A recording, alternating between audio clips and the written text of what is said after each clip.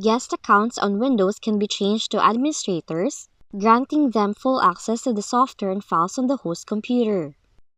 Now, if you want to know more about how to change a guest account into an administrator, follow these steps we have for you in this video. Now, the first thing that you should do is you should sign into your computer with the administrator account, then look for Control Panel,